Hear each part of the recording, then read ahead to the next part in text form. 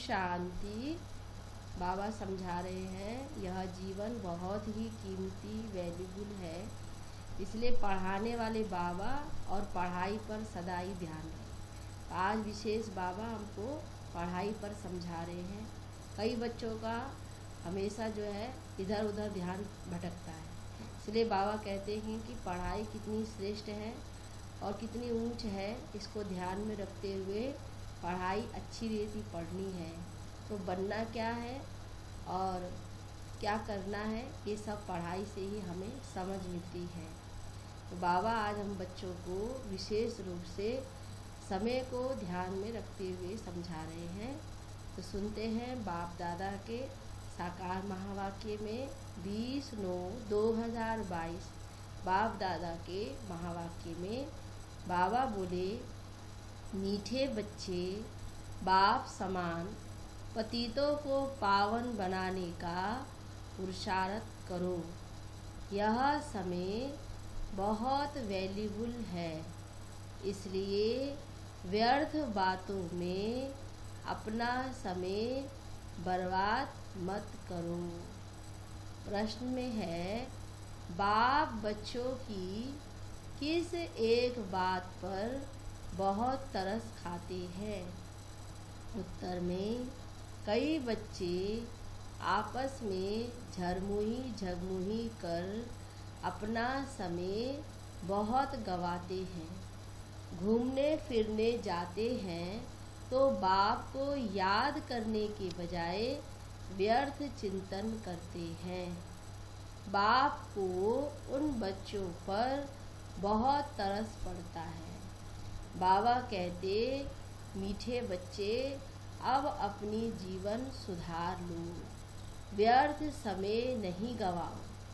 तमो प्रधान से सतो प्रधान बनने के लिए सच्ची दिल से बाप को युक्ति युक्त याद करो, लाचारी याद नहीं करो। समझ करके याद करना है। बाबा कहते कोई लाचारी जबरदस्ती से याद नहीं करना है। ओम शांति। भगवानो वाच। बच्चे भी समझते होंगे जरूर कि भगवान हमको पढ़ा रहे हैं। हम बहुत पुराने स्टूडेंट हैं।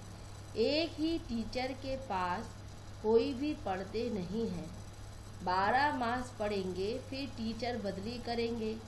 यहाँ ये मुख्य टीचर बदली नहीं होता।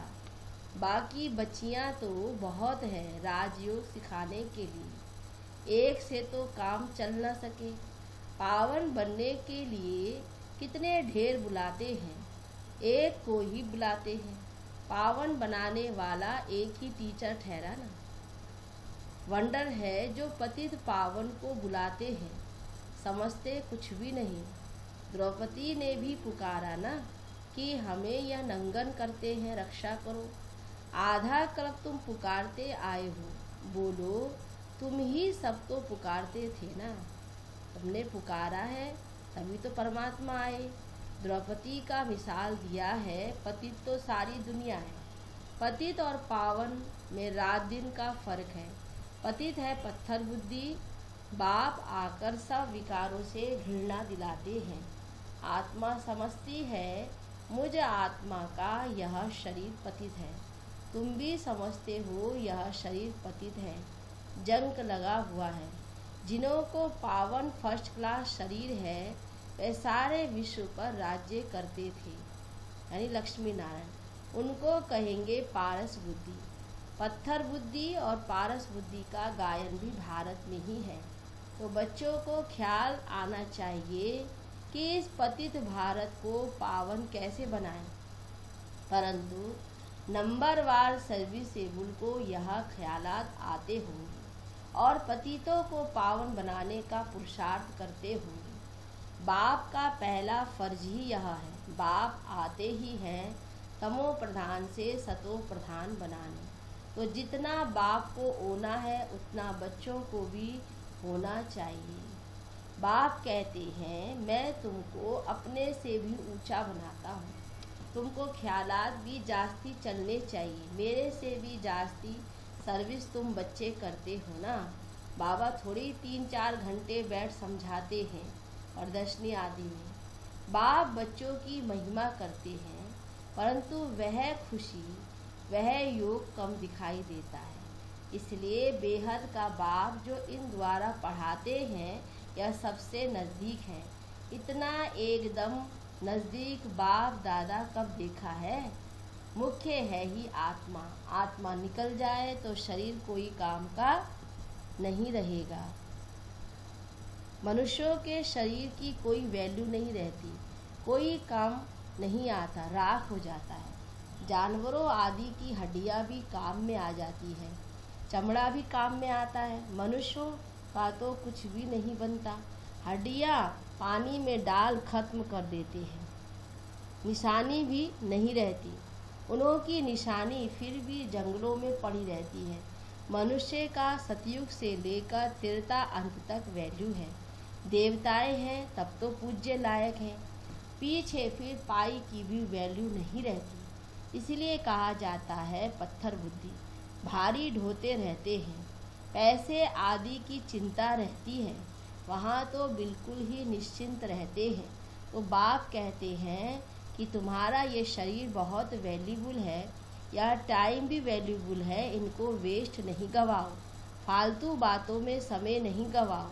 अपनी आत्मा को याद के बल से सतो प्रधान बनाना है और कोई उपाय पावन बनने का नहीं है। एक ही शास्त्र में भगवानों वाच है, जिसको कहते हैं श्रीमद् भागवत गीता। तो बाप कहते हैं आओ कंगाल बच्चे, तुम्हें सिरताज बनाओ। तुम भी समझते हो कि बरोबर हम कंगाल हैं, भल बहुत धनवान हैं, पद्मपति हैं, पद्मा पद्मपति हैं। उनके फोटो नाम आदि निकालते हैं ना, कोई बहुत धनवान है तो उनके देखो नाम भी निकालते हैं, फोटो खींच के पूरा लगाते हैं। बाबा भी कहते हैं तुम बच्चों में भी नंबरवार धनवान हैं।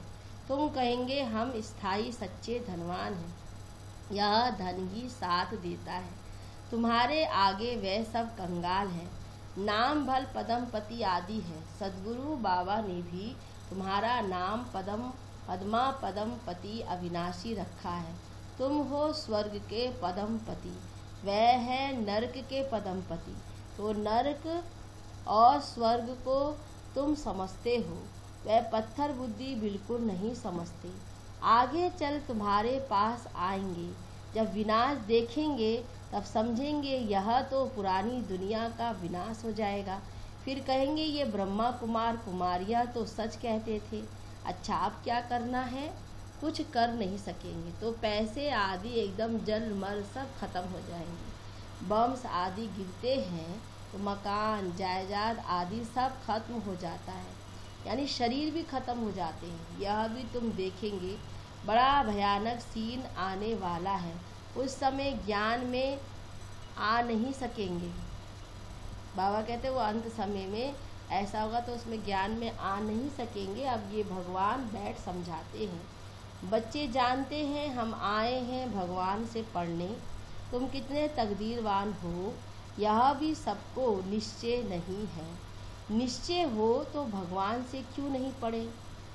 बाबा कहते पढ़ाई के लिए बाबा ने कहा रात दिन बत्तियां जगा कर मुरझुरकर की भोजन ना खाकर भी एकदम पढ़ने को लग पड़े। मतलब पढ़ाई की अगर कीमत समझे तो दुनिया में भी देखो पढ़ाई पढ़ते हैं तो खाना भोजन भी छोड़ कर के।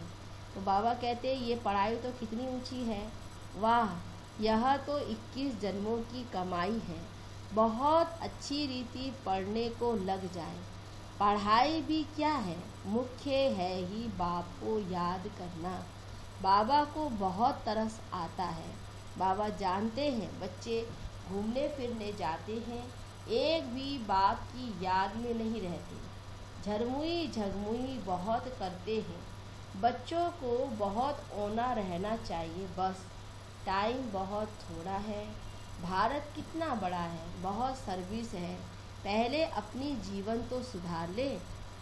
बाबा बहुत बार कहते हैं बच्चे झरमुई झगमुई मत करो, यानी इधर उधर की बातें, इधर की उधर, उधर की इधर, यह बातें छोड़ दो, अपना जीवन सुधारो। सबको आपस में लड़ मरना है। ड्रामा की भाभी ऐसी है, तमो प्रधान से सतो प्रधान बनने में टाइम तो लगता है ना। अपने दिल से पूछना है कि हम कितना समय याद करते हैं। सच्ची दिल से, बहुत प्यार से, युक्ति युक्त याद कोई 5 मिनट भी मुश्किल करते हैं। बहुत लव से याद किया जाता है, बगैर लव कभी किसको करते हैं क्या। बहुत हैं जो लाचारी हालत में याद करते हैं। बाबा कहते कोई लाचारी यानी ज़बरदस्ती से नहीं बैठना है, बाबा को बहुत प्यार से प्यार करके याद करना है। लव से याद करना तो आता ही नहीं। सच्ची दिल पर साहब राजी। देखो बाबा एक ही आवाज़ करते हैं, मन मना भव, अर्थात याद करो तो तुम्हारे सब पाप कट जाएंगे। हम ही तुम्हारा दोस्त हूँ, बाकी तो सब है दुश्मन। तुम एक दो के भी दुश्मन हो। बहुत आपस में लड़ते झगड़ते हैं तो दोस्त कैसे ठहरे। बाप कहते हैं अगर आत्मा भाई भाई समझो तो दुश्मनी सारी खत्म हो जाए। ना नाक ना कान ना मुख है तो दुश्मनी किससे रखेंगे, यानी शरीर को ही नहीं देखेंगे। शरीरों को देखो ही नहीं, तुम भी आत्मा हम भी आत्मा, तो दुश्मनी निकल जाती है। बहुत मेहनत है, बगैर मेहनत कुछ मिलता है क्या। उस पढ़ाई में भी कितना माथा मारते हैं, सहज भी है। बाप कहते हैं सिमर सिमर सुख पाओ। यह तो जानते हो कि भक्ति मार्ग में सिमर सिमर दुख ही पाया है। जिसको सिमरते हैं उनके एक्यूपेशन का तो पता ही नहीं। कितनों को सिमरते हैं, हनुमान को सिमरो, गणेश को सिमरो। एक है सिमर सिमर सुख पाओ और दूसरा है सिमर सिमर दुख पाओ, क्योंकि भक्ति रात है ना। शिव बाबा की रात थोड़ी हो सकती।